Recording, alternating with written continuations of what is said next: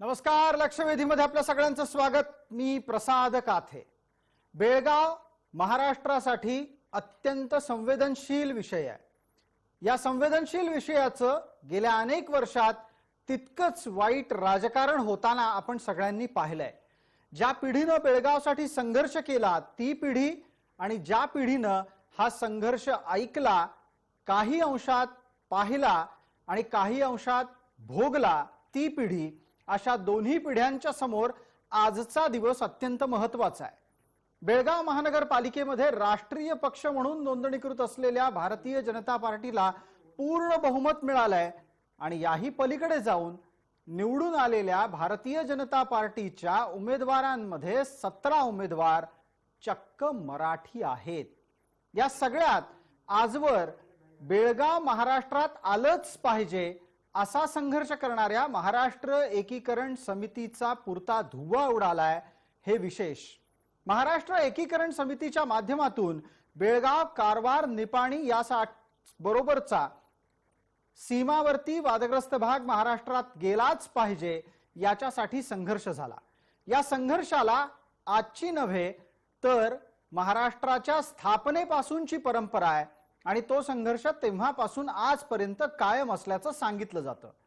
जसा गिरणीच्या कामगारांचा संप अद्याप मिटलेला नाही, तसंच बेळगाव सहसंयुक्त महाराष्ट्र झालाच पाहिजे ही घोषणाही अद्याप मागे घेतली गेलेली नाही. पण पुलाखालनं पाणी वाहून गेलंय, पिढ्या बदलल्यात आणि बदललेल्या पिढीचं, वाहून गेलेल्या पाण्याचं नवं रूप आजच्या बेळगाव महानगरपालिकेच्या मतमोजणीतून समोर आलेलं आहे. मराठी माणसांनी, जे बेळगावातले मतदार आहेत, कर्नाटकच्या भूमीत स्वतःची नोंदणी करून तिथंच आपल्या उदरनिर्वाहाचं साधन शोधतात, जे तिथेच राहतात, जे बेळगावामध्ये मराठी संस्कृती जपू पाहतायत, त्यांनी भारतीय जनता पार्टीला पसंती दिली आहे. महाराष्ट्र एकीकरण समितीचं काय चुकतंय? महाराष्ट्र एकीकरण समितीला निवडणुकीत यश का मिळू शकत नाही? नव्या पिढीनं मुळातच सीमावादाचं भांडण हे अंगाला लावून घ्यायचं नाही असं ठरवलंय का? कारण पुरेशा वेळेला वीज न देऊ न शकणारं राज्य म्हणून महाराष्ट्र त्यांच्यासाठी परिचित आहे.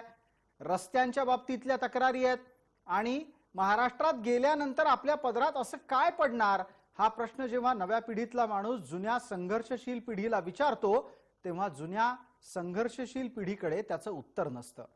मग अशा संपूर्ण परिस्थितीत महाराष्ट्र नवनिर्माण सेनेचे अध्यक्ष राज ठाकरे यांनी काही वर्षापूर्वी दिलेला सल्ला आठवतो.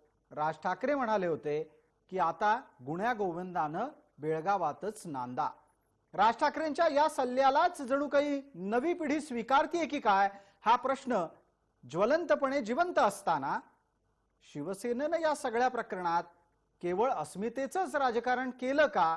आणि कर्नाटकात सत्तेत असलेल्या भारतीय जनता पार्टीनं बेळगावला परकी वागणूक द्यायच्या ऐवजी आत्मसात करून कर्नाटकच्या मुख्य विकासाच्या प्रवाहात आणलंय का असे प्रश्नही उपस्थित होतात.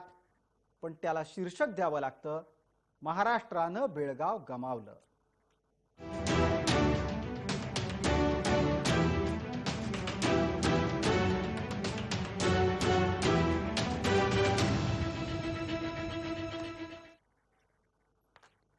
या चर्चेमध्ये आपल्याबरोबर सहभागी होणारे मान्यवर आता आपल्याला स्क्रीनवर दिसतात. त्यांचा एकदम पटकन परिचय आपल्याला करून देतो. आपल्यासोबत महाराष्ट्र एकीकरण समितीचे प्रतिनिधी या नात्यानं शुभम शेळके आहेत.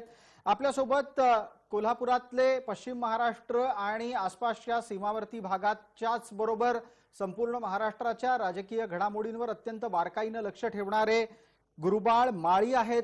भारतीय जनता पार्टीचं या चर्चेतलं प्रतिनिधित्व करण्यासाठी प्रवक्ते गणेश खंडकर आपल्यासोबत जोडले गेले आहेत. सर्व मान्यवरांचं चर्चेमध्ये स्वागत. पहिला आणि थेट प्रश्न एकीकरण समितीच्या प्रतिनिधींना. शुभम शेळके, आपण उत्तर द्यावं. निवडणुकीतला पराभव हा एकीकरण समितीच्या कोणत्या चुका समोर आणतो? ते मुळात हा निकालावरच आम्हाला संशय येतोय. कारण ज्या वेळेला उच्च न्यायालयात केस प्रलंबित असताना ज्या वेळेला घाईगडबडीनं निवडणूक घेतली जाते, ती निवडणूक पुढे ढकलण्यासाठी ज्या वेळेला आम्ही निवेदन देतो त्याचीही दखल घेतली जात नाही.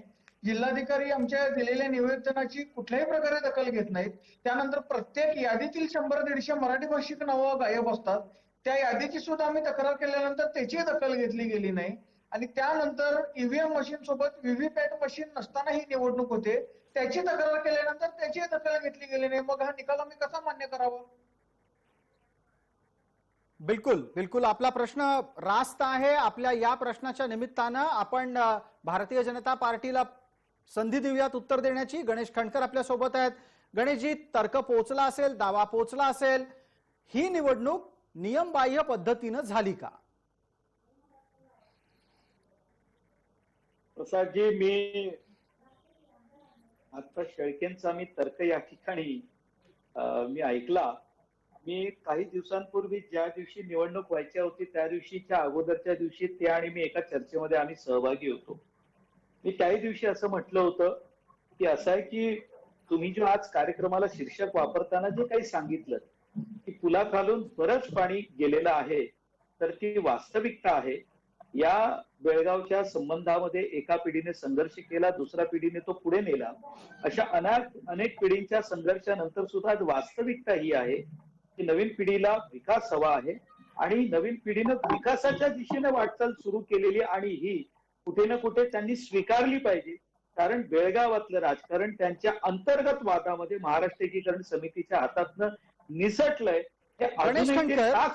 गणेश खंडकर, पण याच निमित्तानं जो प्रश्न निवडणुकीच्या पद्धतीवर उपस्थित केला जातोय त्यात कितपत दम आहे? एकीकरण समिती म्हणते निवडणूक बेकायदा आहे. प्रत्यक्षात निवडणुकीमध्ये 17 मराठी उमेदवार भारतीय जनता पार्टीच्या उमेदवार चिन्हावर, कमळावर निवडून आलेले आहेत. याबद्दलही एकीकरण समितीला प्रश्न विचारावे लागतील. आता आधी एकीकरण समितीच्या आक्षेपार्हवरही आपलं उत्तर अपेक्षित करतो. खंडकरजी. नाही, असं आहे की प्रसादजी, आम्ही सुद्धा ज्या राज्यांमध्ये निवडून आलो तिथे दुसऱ्यांदा आम्ही हरलेलोही आहोत. आम्ही राजस्थान गमावलं, पंजाबमध्ये आम्ही हरलो, काँग्रेस आली, त्यावेळी आम्ही कधी त्या ईव्हीएम मशीनवरती शंका नाही उपस्थित केली. आम्ही कधीच असं म्हणालो नाही. तसा आमचा विजय होतो, तसा पराभवही होतो आणि तो मोठ्या मनानं आपण स्वीकारला पाहिजे. आणि त्यात काय नेमकं चुकलंय याच्यावरती चिंतन. ज्या वेळेला महाराष्ट्र एकीकरण समितीचा विधानसभेला आणि लोकसभेला झालेला पराभव आम्ही सुद्धा स्वीकारला होता. पण ह्या वेळेची जी महानगरपालिका निवडणूक होती ती पूर्णपणे चुकीच्या पद्धतीने झालेली होती. आणि हे याचं उत्तर तुम्ही द्या की निवडणूक ज्या पद्धतीने झाली ती पद्धत योग्य होती काय? मला एवढं तुमच्याकडनं जाणून घ्यायचं आहे. आम्ही पराभव स्वीकारत नाही. शुभमजी, तुमचं म्हणणं पद्धतीच्या बाबत आहे. तुम्ही ज्या पद्धतीनं ही निवडणूक होऊ नये, ही निवडणूक नियमबाह्य आहे असं सांगण्याच्यासाठी संघर्ष करत होतात, ते तुम्हाला अपेक्षित यश मिळवून देऊ शकलेलं नाही असं दिसतंय. गुरुबाळ माळींना संधी द्यायची आहे. गुरुबाळ माळीजी, आपण बऱ्यापैकी लांब बसलात, कॅमेरापासून थोडं जवळ आलात तर खूप बरं होईल. माझा प्रश्न आपल्यासाठी थेट आहे. माळी साहेब, या आत्ताच्या घडीला एकीकरण समितीचा बचाव हा किती वजनदार आहे? मुळात एखादी निवडणुकीचा निकाल लागल्यानंतर बरेच पक्ष जे पराभूत होतात ते पराभूत पक्ष असे काहीतरी संधी शोधत असतात विजयी पक्षावर आरोप करण्यासंदर्भात. बर, तसंच एकीकरण समितीनं ही संधी शोधलेली आहे. मुळात एकीकरण समितीला या महिन्याभरात अतिशय योग्य पद्धतीनं नियोजन करता आलं नाही. कारण एकेका वॉर्डात एकीकरण समितीचे अनेक उमेदवार उभे राहिले. फक्त 22 वॉर्डात एकीकरण समितीचे अधिक एक उमेदवार होता आणि इतर जवळजवळ 35 ते 38 वॉर्डमध्ये कुणाला लढायचे लढा आणि जिंकल्यानंतर आपला, असं जे अनियोजित, हे याला नियोजन म्हणत नाहीत. सगळेजण लढल्यानंतर एकीकरण समितीचा उमेदवार कसा निवडून येईल? तर एकीकरण समितीच्याही काही चुका आहेत. त्यांचे आरोप भले ठीक असतील पण एकीकरण समितीच्या चुका नाहीत असं म्हणता येत नाही. एकीकरण समितीच्या चुका जास्त आहेत. कारण मुळात एकीकरण समितीची इथं दोन गट आहेत. महाराष्ट्र एकीकरण समितीच्या चुका तुम्ही सांगताय, आम्ही आमच्या चुका कधी नाकारल्या नाहीतच. आमच्या चुका असतील, आमच्याकडून नियोजनामध्ये कमी झाली असेल, पण जे निवडणूक पद्धतीबद्दल मी बोलतोय, मी निवडणूक जाहीर झालेल्या पहिल्या दिवसापासून निवडणूक चुकीच्या पद्धतीने होते असं बोलतोय. मी काही निवडणूक आता पराभव झाल्यानंतर त्या निवडणुकीला नाकारत नाही. अगदी पहिल्या दिवसापासून ज्या वेळेला सुप्रीम कोर्टानं निवडणूक आयोगाला आदेश दिलाय की डिसेंबर पर्यंत कुठल्याही निवडणुका घ्यायच्या नाहीत. आणि निवडणूक घ्यायला आमच्या बेळगाव सरकारने महापालिकेची वॉर्ड रचना केलेली चुकीच्या आहे. पद्धतीने झाली होती. बेळगाव महापालिकेच्या वॉर्ड रचना चुकीच्या पद्धतीने झाली होती. माजी नगरसेवकांनी त्याच्या विरोधात उच्च न्यायालयात धाव घेतली होती. त्या उच्च न्यायालयाची शेळकेजी एकच मिनिट ऐका. तुमचा विविध प्रकारचा तर्कांचा एक यादीतला भाग आहे. मला त्या निमित्तानं जो गुरुबाळ माळींनी प्रश्न विचारलाय त्यावर तुम्हाला बोलतं करायचं आहे. ठीक आहे, तुमच्या लेखी ही निवडणूक नियमबाह्य पद्धतीनं होत होती, तर माझे थेट काही प्रश्न आहेत. पहिला प्रश्न, मग तुम्ही निवडणूक का लढलात? दुसरा प्रश्न, जर लढलात तर एकाच वॉर्डात एकापेक्षा अधिक उमेदवार का उभे होते? निवडणूक लढण्याच्या साठी आपल्याला काय करायला हवं, काय करायला नको याची एकीकरण समितीमध्ये एकवाक्यता नाही का? शुभम शेळकेजी, आपण बोलणार आहात. प्रश्नाचं उत्तर मी देतो. निवडणूक घेतली म्हणजे लढणं भाग आहे. आम्ही निवडणूक होऊ नये किंवा निवडणूक योग्य पद्धतीने व्हावी यासाठी प्रचंड प्रयत्न केले. त्या प्रयत्नांना यश न आलं नसल्यामुळे निवडणूक झाली आणि ते आम्हाला लढणं भाग होतं. आणि जी गोष्ट तुम्ही बोलताय की एकीकरण समितीने वॉर्ड खुले सोडले, हे जेव्हापासून महानगरपालिका अस्तित्वात आहे ती महाराष्ट्र एकीकरण समितीची लढायची पद्धत आहे. जिथं एका प्रभागात मराठी भाषिक उमेदवार जास्त असतात, प्रत्येकाला आपलं म्हणजे आपल्या पद्धतीने लढायची संधी महाराष्ट्र एकीकरण समितीच देते. ते लढून आलेले उमेदवार महाराष्ट्र एकीकरण समितीच्या बाजूने पण हेच कुठेतरी निवडणुकीचं समीकरण वेळेनुसार बदलण्याची गरज नव्हती का? गुरुबाळ माळी यांना एक संधी देऊया, त्यानंतर भारतीय जनता पार्टीच्या प्रतिनिधीला बोलतं करूया. गुरुबाळ माळीजी, ज्या पद्धतीनं वेळ काळ परिस्थिती बदलतीये त्यानुसार आपली मतदार पेढी ही बांधून ठेवण्यासाठी एकच उमेदवार द्यावा आणि संपूर्ण एक गठ्ठा मतदान आपल्या उमेदवाराकडे वळवावं, यासाठी एकीकरण समिती प्रयत्न करताना दिसत नाही. नाही, 100% आमच्याकडून प्रयत्न झालेले आहेत. ते कमी पडले असतील पण प्रयत्न एकीकरण समितीने केलेले आहेत. ठीक आहे, आणि जे मी बोलतोय एकदा गुरुबाळ माळींचं विश्लेषणही ऐकून घ्या. शुभमजी एकदा विश्लेषण ऐकूयात. उमेदवार दिलेले होते त्या ठिकाणी हा निकाल कसा येऊ शकतोय? ज्या वेळेला कन्नड वाहिन्याच एक्झिट पोल देतात की महाराष्ट्र एकीकरण समितीच्या 20 ते 25 सीटा येतात, त्यावेळेला तुम्ही विचार करू शकता कन्नड वाहिन्या सतत महाराष्ट्र एकीकरण समितीच्या आणि मराठी माणसाच्या विरोधात बातम्या देत असतात. असं असताना सुद्धा प्रत्येक कन्नड वाहिनीच्या एक्झिट पोलवर महाराष्ट्र एकीकरण समिती 20 ते 25 सीटांवर जागा जिंकेल असं दाखवत होतं. त्यामुळं व्हीव्हीपॅट जी निवडणूक घ्यायची यांची प्रक्रिया आहे तीच मुळात संशयास्पद आहे. ठीक आहे, थोडक्यात काय तर पराभवाच्या नंतर ज्या गोष्टी आतापर्यंत अनेकदा देश पातळीवर महाराष्ट्रात अगदी विधानसभा म्हणजे त्याचबरोबर स्थानिक स्वराज्य संस्थांमध्ये कानावर पडल्यात, ईव्हीएम जबाबदार आहे, हा एक आरोप कानावर आला. मुळात निवडणुकीच्या नियोजनाचा मुद्दा महत्वाचा आहे. गुरुबाळ माळी, आपण त्यावर प्रकाश टाका. त्याचबरोबर हेही सांगा की शिवसेनेची मये समिती अर्थात महाराष्ट्र एकीकरण समिती आणि त्या निमित्तानं सीमावादातली लुडबुड ही समितीच्याच मुळावर उठलीये का? नाही, सीमा प्रश्नातली लुडबुड करण्यापेक्षा शुभमजी थांबा. गुरुबाळ माळी यांना प्रश्न आहे. गुरुबाळ माळी, आपण बोलणार आहात, आपल्यासाठीचा प्रश्न आहे. थोड्या वेळाने शुभमजी संधी देतो आपल्याला. मुळात ही निवडणूक एकीकरण समितीनं अतिशय ताकदीनं आणि एक दिलानं लढण्याची आवश्यकता होती. कारण आतापर्यंतचा इतिहास वेगळा होता. आता समोरचा विरोधक प्रबळ आहे, त्याच्या हातात सर्व सत्ता आहे, त्यांचा आमदार आहे, त्यांचा खासदार आहे, त्यांची मंत्री त्यांचे आहेत, सर्व सत्ता आता त्यांच्या हातात आहे. अशा वेळी तुम्हाला एक दिलानं आणि ताकदीनं लढण्याची गरज होती. ती ताकद किंवा तो एकजिनसीपणा या निवडणुकीत दिसला नाही. त्यामुळं ताकद असूनही पण मग गुरुबाळ माळी, मुद्दा असा उपस्थित करतो मी पुढचा आपल्याशी आणि आपण त्याचं उत्तर द्यावं की कोण मंडळी अशी आहेत की जी महाराष्ट्र एकीकरण समितीला खिळखिळी करतायत? हे एकीकरण समितीतलेच मंडळी आहेत. या सगळ्यांना त्यांची ताकद माहीत आहे. ते सगळेजण एक झाले असते तर आजचा निकाल वेगळा दिसला असता. एकेका वॉर्डात जर 4 किंवा 5 एकीकरण समितीचे उमेदवार उभारले तर निवडून येणार कसं हे त्यांच्या लक्षात यायला पाहिजे होतं. आपण पण याच्या जोडीला पुढचा मुद्दा, याच्या जोडीला आणखीन एक मुद्दा उपस्थित करतो. आपल्याला सगळ्यांना वेळेची मर्यादा पाळत पुढे जायचं आहे. गणेश खंडकर यांनी थोड्या वेळापूर्वी एक मुद्दा आणला चर्चेत. ते म्हणाले की नव्या पिढीला विकास हवाय आणि नवी पिढी या सीमावादाच्या एकूणच आजवरच्या संघर्षशील लढ्याबाबत वेगळा विचार करतेय का? गुरुबाळजी, आपलं निरीक्षण काय आहे या संदर्भातलं? जर हे असं घडत असेल तर एकीकरण समितीचेच नेते एकीकरण समितीच्याच समर्थकांच्या कुटुंबियांच्या पुढच्या पिढीला आपला संघर्ष पोहोचवू शकले नाहीत, त्यांना कन्व्हिन्स करू शकले नाहीयेत का? कुणीही किती म्हणलं तरी बेळगाव शहरात जेव्हा आपण फेरफटका मारतो तेव्हा विकास नक्की दिसतो. म्हणजे आतापर्यंत झालेला विकास आणि गेल्या काही वर्षात झालेला नियोजनबद्ध विकास, कोणत्याही परिस्थितीत बेळगाव कर्नाटकात राहिलं पाहिजे असं ठरवून ज्या पद्धतीनं भाजपने विकास केला त्यालाही काही प्रमाणात तिथल्या मतदारांनी होकार दिलेला आहे. ते मतदानात त्याचं रूपांतर झालेलं आहे हे नाकारता येत नाही. हा जरी एकीकडे मुद्दा असला तरी दुसरा सगळ्यांचा जिव्हाळ्याचा, मराठी भाषिकांच्या जिव्हाळ्याचा प्रश्न आहे तो महाराष्ट्रात बेळगाव सामील करण्यासंदर्भातला. एकीकडे विकास आणि एकीकडे आपली भावनिक जो मुद्दा आहे महाराष्ट्रात येण्याचा, या दोन्हीची तिथं काही लोकांच्यात घालमेल झालेली आहे.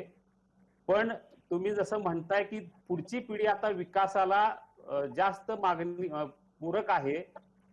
2 पिढ्या ह्या लढून पुढे गेल्या, ती आता लढायची ही संपलेली आहे. एक पहिली पिढी मोठ्या त्वेषानं लढली, दुसरी पिढी आजही लढत आहे आणि तिसरी पिढी मात्र आता थोडीशी विकासाकडे झुकलेली आहे. तरीही विकास हा एकमेव महत्वाचा मुद्दा इथं राहत नाही, कारण इथं महाराष्ट्रात बेळगाव आला पाहिजे हा मुद्दाही तेवढ्याच त्वेषानं लढला जातोय. अगदी गुरुबाळ माळी, या निमित्तानं आपण अधोरेखित करू इच्छित आहात की विकास हा आपल्या जागी आहे, अस्मिता आपल्या जागी आहे. शुभम शेळके, आपल्यासाठी प्रश्न आहे, आपण त्याचं उत्तर द्यावं. अस्मितेची ही लढाई आणखीन किती दूरवर जाणार?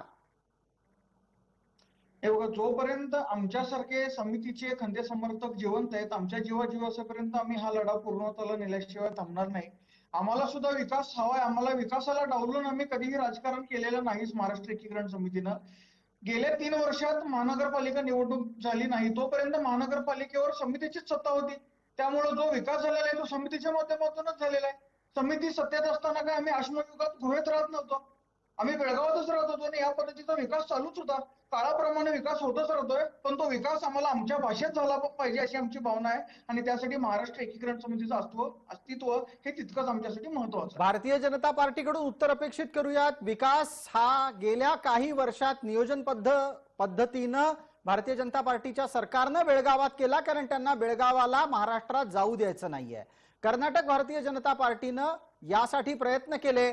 दुसऱ्या बाजूला एकीकरण समितीचा दावा आहे की एकीकरण समितीची सत्ता असल्यानं तिथला विकास हा एकीकरण समितीच्या माध्यमातून झालाय.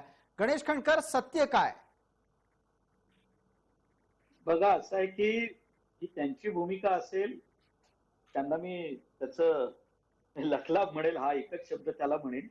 बघा, असं आहे की जिथे जिथे भारतीय जनता पार्टीची या देशामधल्या राज्यांमध्ये सत्ता आहे त्या ठिकाणी झालेला विकास, त्या ठिकाणी दरडोई वाढलेलं उत्पन्न, तिथली कायदा सुव्यवस्थेची स्थिती, रस्त्यांचं जाळं, हे काही नव्याने सांगण्याची आवश्यकता नाहीये. आज मागासलेलं राज्य म्हणून ज्याचा उत्तर प्रदेशचा आपण उल्लेख करायचो, तिथले रस्ते आज जेव्हा लोक तिथे तीर्थस्थानाला जाऊन येतात आणि आम्हाला भेटल्यावर सांगतात, आम्हाला त्याचं कौतुकही वाटतं आणि मला नवल यासाठी वाटत नाही की होय, हा विकास आमचा अजेंडा आहे. आणि विकासाच्या दृष्टीनेच बघा, असं आहे, सत्ता एकदा अस्मितेच्या नावावर आपण मिळवू शकतो, ठीक आहे, पण शेवटी असं आहे, तिथे राहणाऱ्या व्यक्तीला विकास हवाच असतो आणि तो तुम्हाला द्यावा लागेल. त्यामुळे विकासाकडे नवीन पिढीचा जो पाहण्याचा दृष्टिकोन आहे तो आपण लक्षात घेतला पाहिजे. या निमित्तानं गणेश खंडकर, आपल्या मुद्द्याला धरूनच गुरुबाळ माळी यांच्यापर्यंत पोहोचायचं आहे. गुरुबाळ माळी, थेट आता मुद्द्याला वेगळ्या टप्प्यावर नेतो आणि जो संदर्भ मी माझ्या प्रस्तावनेत दिला, राज ठाकरेंचं वक्तव्य वापरलं, ते म्हणाले होते की आता पुढच्या पिढीनं तिथेच सुखे नैव नांदावं. या प्रकारचा विचार जर समजा एकीकरण समितीच्या समर्थकांच्या आत्ताच्या तरुण पिढीमध्ये येत असेल तर पुढच्या 10 वर्षांनी काय चित्र असेल बेळगावातलं?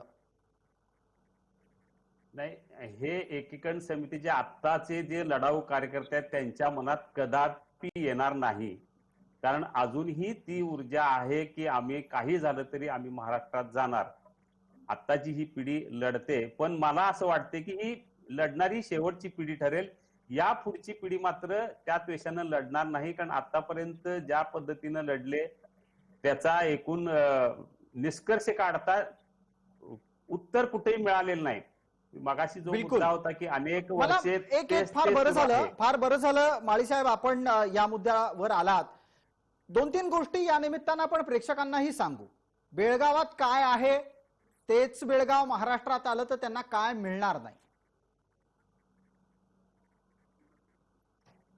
माळीजी आपल्यासाठी प्रश्न आहे. हा बोला. जी, मी आपल्याला असं विचारलं, बेळगावात अशा कोणत्या सोयी सुविधा आहेत जे बेळगाव महाराष्ट्रात आलं तर ते बेळगाव वासियांना त्या सुविधांपासून वंचित व्हावं लागेल?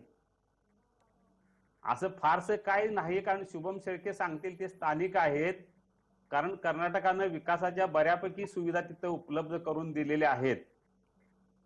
बर, महाराष्ट्रात आल्यानंतर अस्मितेचा जो प्रश्न आहे तो सगळ्यात महत्वाचा आहे. अस्मितेचा प्रश्न अत्यंत महत्वाचा आहे असं आपण सांगताय. शुभम शेळके, चर्चेच्या शेवटच्या टप्प्यात आपण आहोत. आपल्यासाठीचा प्रश्न असा की जर ही लढणारी पिढी शेवटची असेल तर मी तुमच्याकडून याबाबत जाणून घेऊ इच्छितो की 10 वर्षांनंतर बेळगाव, सीमावर्ती भाग आणि महाराष्ट्र यांचं नातं कसं असेल? नाही, येत्या 10 वर्षात म्हणण्यापेक्षा येत्या 5 वर्षात हा निकाल कुठेतरी लागेल आणि आम्ही महाराष्ट्रात आमच्या बेळगावचा सीमाभाग जाईल या अपेक्षेने आम्ही लढतोय. ज्या वेळेला सुप्रीम कोर्टाच्या निकालाबाबत आम्ही बोलतो, कोर्टाचं कामकाज हे अंतिम टप्प्यात आलंय असं आम्हाला सांगितलं जातं. कोर्टाची बाजू आमची भरभक्कम आहे आणि त्या पद्धतीनं लढत असताना आम्हाला कुठेतरी ठाम विश्वास आहे की येत्या 4-5 वर्षात याचा निकाल लागेल आणि मी नक्की महाराष्ट्रात जाऊ. आणि जर येत्या 10 वर्षात तुम्ही म्हटल्यासारखा हा लढा चालू राहिला तर नक्कीच आमची संस्कृती आणि आमची भाषा कुठेतरी धोक्यात येईल अशी आम्हाला भीती वाटते. अगदी हा एक अत्यंत महत्वाचा आणि चिंताजनक विषय आहे. प्रत्येक समाजाला त्याची ओळख ही त्याच्या भाषेनी असते. प्रत्येक समाजाची ओळख त्याच्या संस्कृती, आचार, विचार यांनी सुद्धा असते. मराठी माणसांच्यासाठी, त्यात सुद्धा सीमावर्ती भागामध्ये मराठीचा हुंकार टिकवणाऱ्या सर्व मराठी जनांना, ज्यांनी आजवर अनेकदा लाठ्याखाट्या खाल्ल्या, ज्यांनी आजवर अनेकदा कन्नडिगांच्या सरकारकडून अन्याय सहन केला, त्यांच्या आजवरच्या संघर्षाला सलाम. पण आता मुद्दा हा एक पाऊल पुढे टाकण्याचा आहे का? गणेश खंडकर, महाराष्ट्र भारतीय जनता पार्टीचे प्रतिनिधी म्हणून आपण 100% या प्रश्नात कदाचित अडकले जाल. आपल्याला हा प्रश्न आहे, महाराष्ट्र भाजप बेळगाव परत मिळवून देऊ शकणार आहे का? प्रसादजी, मुळातच तुम्ही हा प्रश्न मला विचारलात म्हणून सांगतो. आमच्या अगोदरच्या पिढीनं भारतीय जनता पार्टी म्हणून सांगतो, ज्या ज्या वेळेला बेळगावचा लढा झाला आमचे सर्व कार्यकर्ते या लढाईमध्ये प्रत्यक्ष होते. अनेकांवर गणेश खंडकरजी, आपल्याला कदाचित कोणाचा फोन आलेला दिसतोय. आपण बोलता बोलता अचानक आपला आवाज निघून गेलाय, आपली फ्रेम सुद्धा गेली. आपण परत जर आला, जोडले गेलेले आहात तर आपलं उत्तर सुरू करू शकता. गणेश खंडकर, आपण बोलावं. प्रसादजी, असं आहे की आमच्या अगोदरच्या पिढीनं भारतीय जनता पार्टीच्या या बाबतीत आम्ही संघर्षही केला आणि ह्या बेळगावच्या लढ्यामध्ये आम्ही प्रत्यक्ष सहभागी देखील झालेलो आहोत. मी एवढं सांगतो की भारतीय जनता पार्टी महाराष्ट्र म्हणून ज्या ज्या वेळेला मराठी माणसाच्या विषयीचा प्रश्न येईल त्यावेळेला मराठी माणसाच्याच मागे आम्ही देवेंद्रजी फडणवीस महाराष्ट्र एकीकरण समितीच्या विरोधात येऊन भाजपचा प्रचार करायला आले नसते. तुमच्या भावना त्या दिवशीच आम्हाला कळल्या, ज्या दिवशी समितीचा पराभव करण्यासाठी देवेंद्र फडणवीस बेळगावात आले प्रचारासाठी. शुभम शेळके, थोडासा इतिहास वाचून बघा. इतिहास आम्हाला इतिहास वाचायची नाही. लहानाचा मोठा सीमा प्रश्न आणि सीमा लढा पाहत मोठा झालेला आहे. भारतीय जनता पार्टी त्या माध्यमातून भारतीय जनता पक्षाचं कर्तव्य होतं. भारतीय जनता पक्षाचंच नाही तर महाराष्ट्रातल्या प्रत्येक पक्ष संघटनेचं कर्तव्य आहे बेळगाव महाराष्ट्रात येण्यासाठी प्रयत्न करणं हे त्यांचं प्रथम कर्तव्य आहे. महाराष्ट्र बेळगाव महाराष्ट्र सामील होण्यासाठी प्रयत्न करतो. शेळकेजी एकच मिनिट थांबा. जसे प्रश्न भारतीय जनता पार्टीला आहेत, राष्ट्रीय पातळीवर हे प्रश्न काँग्रेसलाही विचारायला हवेत. शुभम शेळके, आपण गणेश खंडकर यांचं उत्तर सुरू असतानाच मध्ये बोललात. गणेश खंडकर यांना उत्तर पूर्ण करू द्या, मी आपल्याला संधी देतोच आहे. खंडकरजी बोला, आपलं म्हणणं पूर्ण करा, 30 सेकंद आहेत. अहो असं नाही, म्हणजे प्रसादजी, शुभम शेळके बोलत असताना मी एकदा सुद्धा मध्ये बोललो नाही. बिलकुल थांबवलं त्यांना. शुभम शेळके वेगळा अर्थ घेत आहेत का? मी अहो, मी मी शुभम, थांबवलं त्यांना. गणेशजी आपण बोलणार आहात, आपली वेळ सुरू झालेली आहे, 30 सेकंद आहेत.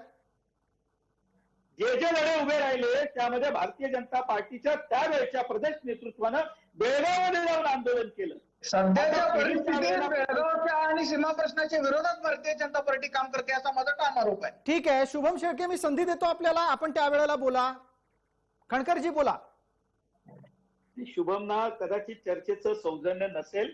मी आताही परत सांगतो, ज्या ज्या वेळेला मराठी माणसाचा तो प्रश्न उपस्थित राहील त्यावेळेला आम्ही मराठी माणसाच्या मागे बेळगावमध्ये तसेच ठामपणे उभे राहू, ठीक आहे. जे आजपर्यंत उभे राहिलेलो आहोत. अगदी आमच्या भूमिकेत बदल होणार नाही. महाराष्ट्रातल्या गणेश खणकरजी, महाराष्ट्रातल्या प्रत्येक राजकीय पक्षाची हीच भूमिका आहे. मुद्दा त्याच्या पुढे जाऊन एक पाऊल उपस्थित करतो. जसा प्रश्न काँग्रेसला, तसा प्रश्न शिवसेनेला, तसा प्रश्न भाजपालाही आहे. या संपूर्ण प्रकरणात आपल्याला गणेश खणकर, काँग्रेसची आणि शिवसेनेची भूमिका कशी दिसते?